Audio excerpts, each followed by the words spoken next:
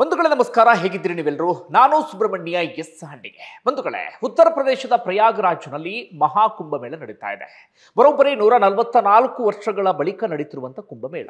ಹೆಚ್ಚು ಕಡಿಮೆ 7-8 ತಿಂಗಳಿಂದ ಈ ಮಹಾಕುಂಭಮೇಳಕ್ಕೆ ಸಕಲ ರೀತಿಯಾದಂತಹ ಸಿದ್ಧತೆಯನ್ನ ಮಾಡಿಕೊಳ್ಳಲಾಗಿತ್ತು. ಯಾವುದೇ ರೀತಿಯಲ್ಲೂ ಕೂಡ ಸಮಸ್ಯೆ ಆಗಬಾರದು ಅಂತ. ಕುಂಭಮೇಳ ಆರಂಭ ಆಗ್ತಾ ಇದ್ದ ಹಾಗೆ ಇಡೀ ಜಗತ್ತಿನ ಗಮನ ಸೆಳೆಯೋದಕ್ಕೆ ಶುರುವಾಯಿತು. ಕಾರಣ ಜಗತ್ತಿನಲ್ಲೇ ಅತಿ ದೊಡ್ಡ ಧಾರ್ಮಿಕ ಕಾರ್ಯಕ್ರಮ ಅಂತ ಈ ಮಹಾಕುಂಭಮೇಳ ಕರೆಸಿಕೊಳ್ತಾ ಇದೆ. ಕೋಟಿ ಕೋಟಿಯಷ್ಟು ಹಣವನ್ನ ಖರ್ಚು ಮಾಡಲಾಗ್ತದೆ, ಅಷ್ಟೇ ಆದಾಯವನ್ನು ಕೂಡ ನಿರೀಕ್ಷೆಯನ್ನ ಮಾಡಲಾಗಿದೆ.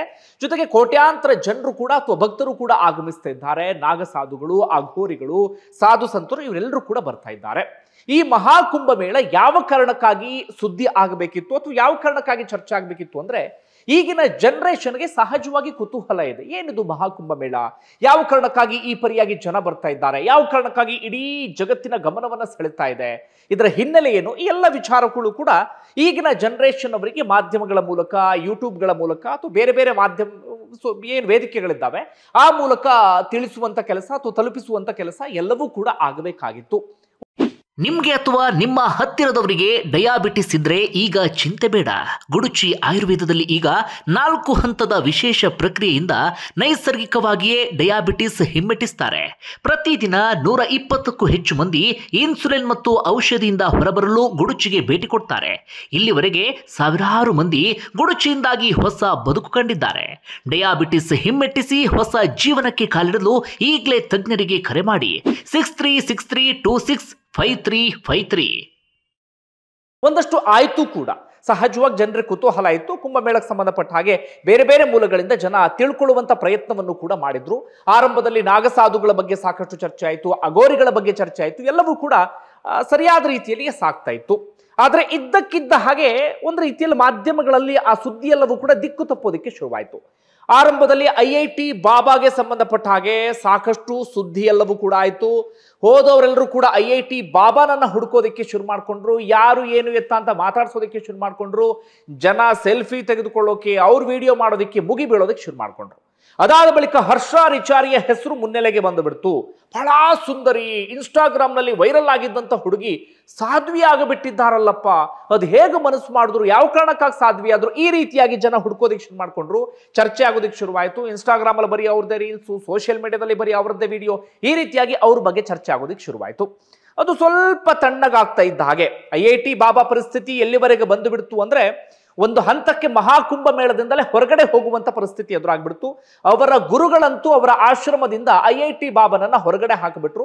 ಅವ್ರ ಬಗ್ಗೆ ಸಾಕಷ್ಟು ಚರ್ಚೆ ಎಲ್ಲವೂ ಕೂಡ ಆಗ್ತಾ ಇದೆ. ಬೇಡಿ, ಅವ್ರ ತಂದೆ ಸನ್ಯಾಸತ್ವವನ್ನು ತ್ಯಜಿಸಿ ಬಾ ಎನ್ನುವಂತ ಮಾತನ್ನು ಹೇಳ್ತಿದ್ದಾರೆ. ಜೊತೆಗೆ ಬೇರೆ ಬೇರೆ ರೀತಿಯಲ್ಲೂ ಕೂಡ IIT ಬಾಬಾ ಬಗ್ಗೆ ಚರ್ಚೆ ಆಗ್ತಾ ಇದೆ. ಅದಾದ ಬಳಿಕ ಹರ್ಷ ರಿಚಾರಿಯ ಪರಿಸ್ಥಿತಿ ಎಲ್ಲಿವರೆಗೆ ಬಂದು ಬಿಡ್ತು ಅಂದ್ರೆ, ಮಹಾಕುಂಭ ಮೇಳವನ್ನ ಬಿಟ್ಟು ಕಣ್ಣೀರು ಹಾಕ್ತಾ ಹೊರಗಡೆ ಹೋಗಿಬಿಟ್ರು. ನಾನು ಪೂರ್ಣ ಪ್ರಮಾಣದ ಸಾಧ್ವಿ ಆಗಿರ್ಲಿಲ್ಲ, ತಿಳಿಕೊಳ್ಳುವಂತ ಉದ್ದೇಶದಿಂದ ಇಲ್ಲಿ ಬಂದ್ಬಿಟ್ಟಿದ್ದೆ. ಆದ್ರೆ ಜನ ಟ್ರೋಲ್ ಮಾಡಿದ್ರಿ, ಕೆಟ್ಟದಾಗ ಮಾತಾಡಿದ್ರಿ, ಮನಸ್ಸಿಗೆ ಬಂದಾಗ ಮಾತಾಡೋದಕ್ಕೆ ಶುರು ಮಾಡ್ಕೊಂಡ್ರಿ. ನಿಮ್ಮೆಲ್ಲರಿಗೂ ಕೂಡ ನಾಚಿಕೆ ಆಗೋದಿಲ್ವಾ, ನೀವು ಮನುಷ್ಯರ ಎನ್ನುವ ರೀತಿಯಲ್ಲಿ ಅವರು ಕಣ್ಣೀರನ್ನ ಹಾಕಿ ಮಹಾಕುಂಭ ಮೇಳದಿಂದ ಹೊರಗಡೆ ಹೋಗ್ಬಿಟ್ರು. ಅಂದರೆ ಈಗಿನ ಇನ್ಸ್ಟಾಗ್ರಾಮ್ ರೀಲ್ಸ್ಗಳು, ಈಗಿನ ಯೂಟ್ಯೂಬ್ಗಳು, ಈಗಿನ ಮಾಧ್ಯಮ ಅವರಿಬ್ಬರನ್ನೂ ಕೂಡ ಮಹಾಕುಂಭ ಮೇಳದಲ್ಲಿ ವಿಪರೀತ ಹೈಲೈಟ್ ಮಾಡಿ ಅವರಿಬ್ಬರ ಮಾನಸಿಕ ಪರಿಸ್ಥಿತಿಯನ್ನು ಕೂಡ ಹದಗೆಡಿಸಿ ಬಿಟ್ರು.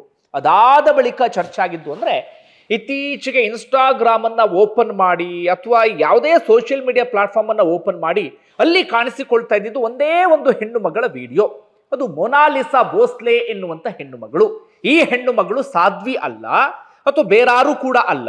ಮಹಾಕುಂಭ ಮೇಳಕ್ಕೆ ರುದ್ರಾಕ್ಷಿ ಮಾಲೆಯನ್ನ ಅಥವಾ ಆ ಹಾರ ಇರ್ತವಲ್ಲ ಅದನ್ನ ಮಾರೋದಿಕ್ಕೆ ಬಂದಂತ ಹೆಣ್ಣು ಮಗಳು.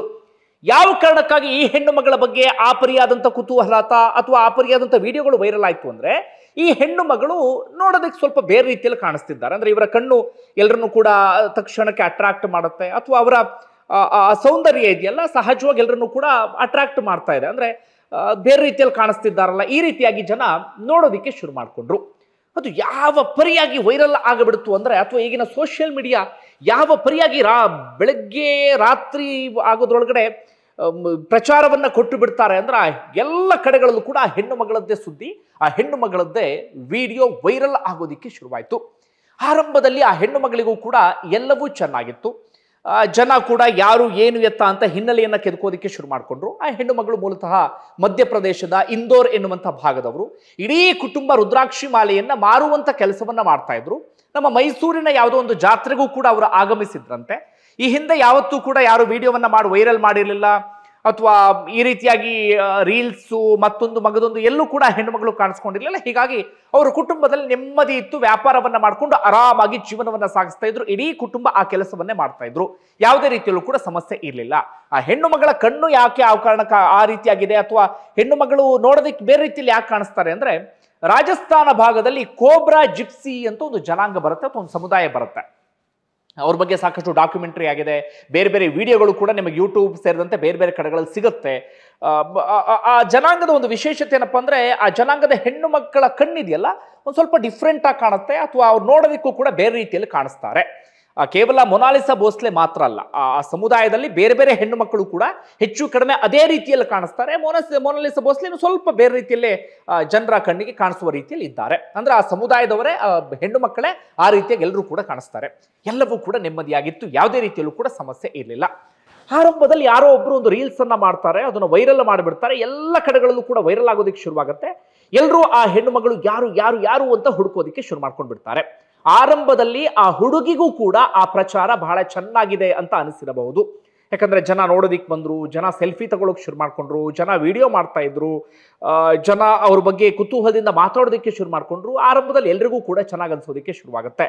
ಆದರೆ ಅತಿಯಾದರೆ ಅಮೃತವು ವಿಷ ಅಂತೀವಲ್ಲ, ಇದೀಗ ಆ ಕುಟುಂಬದ ಪರಿಸ್ಥಿತಿಯು ಕೂಡ ಹಾಗಾಗಿ ಬಿಟ್ಟಿದೆ.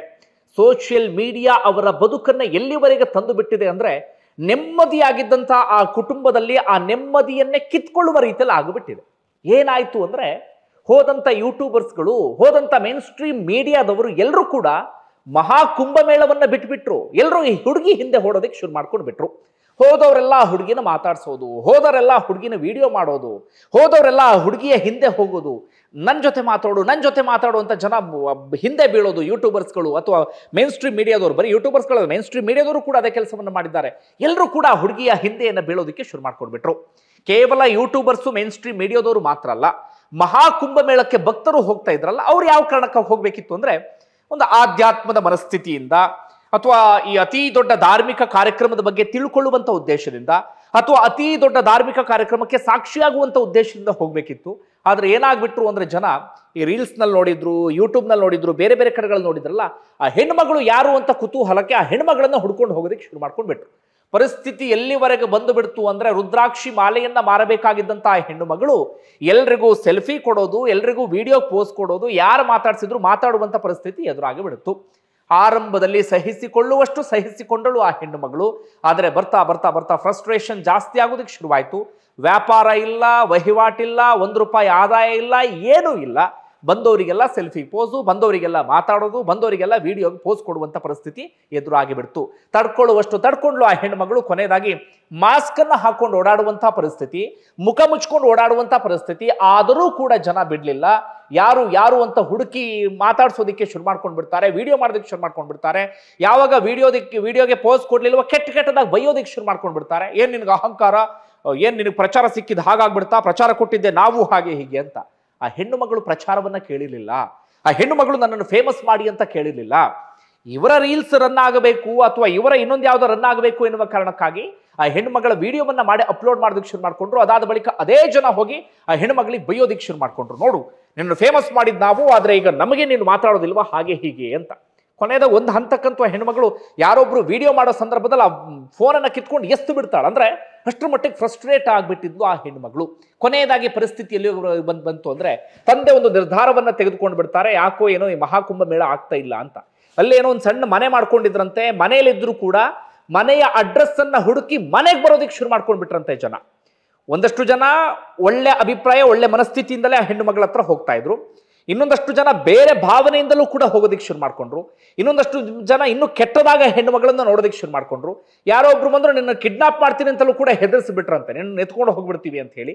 ಜೊತೆಗೆ ಮಹಾಕುಂಭ ಮೇಳದಲ್ಲಿ ಇದ್ದಂಥ ಒಂದಷ್ಟು ಸಾಧ್ವಿಗಳು, ಒಂದಷ್ಟು ಸಂತರು, ಅವರು ಕೂಡ ನಿಧಾನಕ್ಕೆ ತಮ್ಮ ಸಿಟ್ಟನ್ನ ಹೊರ ಹಾಕೋದಿಕ್ಕೆ ಶುರು ಮಾಡ್ಕೊಂಡ್ಬಿಟ್ರು. ನಾವೆಲ್ಲ ಮಹಾಕುಂಭ ಮೇಳಕ್ಕೆ ಬಂದಂತ ಉದ್ದೇಶ ಬೇರೆ, ಇದು ಚರ್ಚೆ ಆಗ್ಬೇಕಾಗಿದ್ದು ಬೇರೆ ವಿಚಾರಕ್ಕೆ, ಅಥವಾ ಸುದ್ದಿ ಆಗ್ಬೇಕಾಗಿದ್ದು ಬೇರೆ ವಿಚಾರಕ್ಕೆ, ಬರೀ ಹೆಣ್ಣು ಮಗಳ ಬಗ್ಗೆ ಎಲ್ಲರೂ ಕೂಡ ಚರ್ಚೆ ಮಾಡ್ತಿದ್ದಾರೆ, ಅಂದ್ರೆ ಇದರ ಉದ್ದೇಶವೇ ಬೇರೆ ಕಡೆಗೆ ಡೈವರ್ಟ್ ಆಗ್ತಾ ಇದೆ. ಈ ರೀತಿಯಲ್ಲಿ ಅವರು ಕೂಡ ಸಿಟ್ಟನ್ನ ಹೊರ ಹಾಕೋದಿಕ್ಕೆ ಶುರು ಮಾಡ್ಕೊಂಡ್ರು. ಹೀಗಾಗಿ ಅವರ ತಂದೆ ಕೊನೆಗೊಂದು ಡಿಸಿಷನ್ ಬಂದ್ಬಿಟ್ರು, ಯಾಕೋ ಏನೋ ನಮಗೆ ಈ ಮಹಾಕುಂಭ ಮೇಳ ಬೇಡ, ಜನ ನಮ್ಮನ್ನು ಬಿಡುವ ಹಾಗೆ ಕಾಣಿಸ್ತಿಲ್ಲ ಅಂತ ಹೇಳಿ ಸೀದಾ ಮಧ್ಯಪ್ರದೇಶದ ತಮ್ಮ ಹುಟ್ಟೂರಾಗಿರುವಂತ ಇಂದೋರ್ಗೆ ಕರ್ಕೊಂಡು ಹೋಗಿದ್ದಾರೆ. ನನ್ನ ಪ್ರಕಾರ ಅಲ್ಲಿಯೂ ಕೂಡ ಜನ ಬಿಡುವ ಹಾಗೆ ಕಾಣಿಸ್ತಾ ಇಲ್ಲ, ಸದ್ಯಕ್ಕಂತೂ ಬಿಡೋದಿಲ್ಲ. ಇನ್ನೊಂದು 4-5 ತಿಂಗಳುಗಳ ಕಾಲ ಹುಡುಗಿ ಎಲ್ಲೂ ಕೂಡ ಹೊರಗಡೆ ಬರೋದಿಕ್ಕೆ ಬಿಡೋದಿಲ್ಲ. ಆರಂಭದಲ್ಲಿ ಎಲ್ಲವೂ ಕೂಡ ಚೆನ್ನಾಗಿತ್ತು, ಆದರೆ ಬರ್ತಾ ಬರ್ತಾ ಆಕೆಯ ಮಾನಸಿಕ ಸ್ಥಿತಿಯನ್ನೇ ಒಂದು ರೀತಿಯಲ್ಲಿ ಹಿಂಡಿ ಹಿಪ್ಪೆ ಮಾಡಿಬಿಟ್ಟಿದ್ದಾರೆ. ಮುಂದೆ ತಗೊಂಡೋಗ ಆ ಹೆಣ್ಮಗಳನ್ನು ಎಲ್ಲಿಗೆ ತಗೊಂಡು ನಿಲ್ಲಿಸ್ತಾರೋ ಗೊತ್ತಿಲ್ಲ. ಯಾಕಂದ್ರೆ ಬೇಕಾದಷ್ಟು ಉದಾಹರಣೆಗಳೆಲ್ಲವೂ ಕೂಡ ಇದೆ ಹಿಂದೆ. ಈ ಸೋಷಿಯಲ್ ಮೀಡಿಯಾ ಅನ್ನೋದು ಅಥವಾ ಮಾಧ್ಯಮ ಅನ್ನೋದು ರಾತ್ರೋರಾತ್ರಿ ಅವರನ್ನ ಫೇಮಸ್ ಮಾಡಿ ಅದಾದ ಬಳಿಕ ಅವರ ಪರಿಸ್ಥಿತಿ ಏನೇನೋ ಆಗಿಬಿಟ್ಟಿದೆ.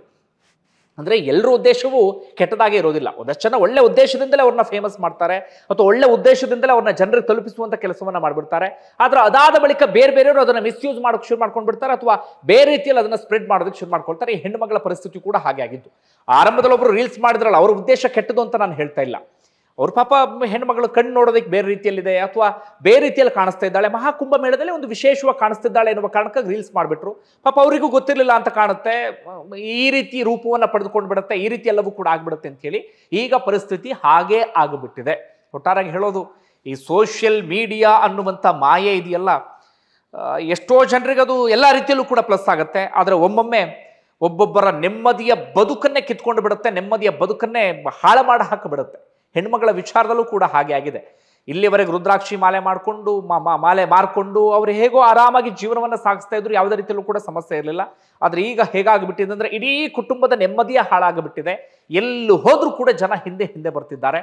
ಮುಂದೆ ತಗೊಂಡೋಗ ಹೆಣ್ಮಗಳನ್ನ ಎಲ್ಲಿಗೆ ತಗೊಂಡು ಹೋಗಿ ನಿಲ್ಲಿಸ್ತಾರೋ ಗೊತ್ತಿಲ್ಲ.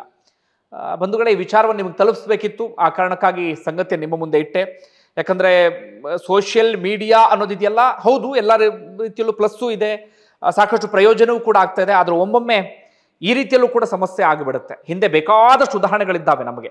ಈ ರಾನು ಮಂಡಲ್ ಪರಿಸ್ಥಿತಿ ಎಲ್ಲಿವರೆಗೆ ಬಂದ್ಬಿಡ್ತು, ನಮ್ಮಲ್ಲಿ ಪ್ಯಾಟೆ ಹೈದ ಅಥವಾ ಏನೋ ಒಂದು ಬರ್ತಾ ಇತ್ತು, ಏನೋ ಹಳ್ಳಿ ಹೈದ ಪ್ಯಾಟೆಗೆ ಬಂದ ಅಂತ ಹೇಳಿ ರಾಜೇಶ್ ಅನ್ನುವಂಥವ್ರು ಇದ್ರು, ಅವ್ರ ಪರಿಸ್ಥಿತಿ ಹೇಗಾಗ್ಬಿಡ್ತು. ಇನ್ನು ಬೇಕಾದಷ್ಟು ಉದಾಹರಣೆಗಳೆಲ್ಲವೂ ಕೂಡ ನಮಗೆ ಸಿಕ್ತು ಹೋಗ್ಬಿಡುತ್ತೆ. ಒಮ್ಮೊಮ್ಮೆ ಅವರೆಲ್ಲರಿಗೂ ಕೂಡ ಅನ್ಸುತ್ತೆ, ಆರಂಭದಲ್ಲಿ ಆ ಪ್ರಚಾರ ಅಥವಾ ಫೇಮಸ್ ಆಗ್ಬಿಡ್ತಾರಲ್ಲ, ಬಹಳ ಖುಷಿ ಅನ್ಸ್ಬಿಡುತ್ತೆ. ಆದ್ರೆ ಬರ್ತಾ ಬರ್ತಾ ಅದೇ ಒಂದು ರೀತಿಯಲ್ಲಿ ಹೊರೆ ಅಂತ ಅನ್ಸೋದಿಕ್ಕೆ ಶುರುವಾಗುತ್ತೆ. ಈ ಹುಡುಗಿಯ ಪರಿಸ್ಥಿತಿಯು ಕೂಡ ಹಾಗೆ ಆಗಿದೆ. ಏನನ್ಸುತ್ತೆ ಕಮೆಂಟ್ ಬಾಕ್ಸಲ್ಲಿ ಮೆನ್ಷನ್ ಮಾಡಿ. ಧನ್ಯವಾದ ವಿಡಿಯೋ ನೋಡಿದ್ದಕ್ಕಾಗಿ.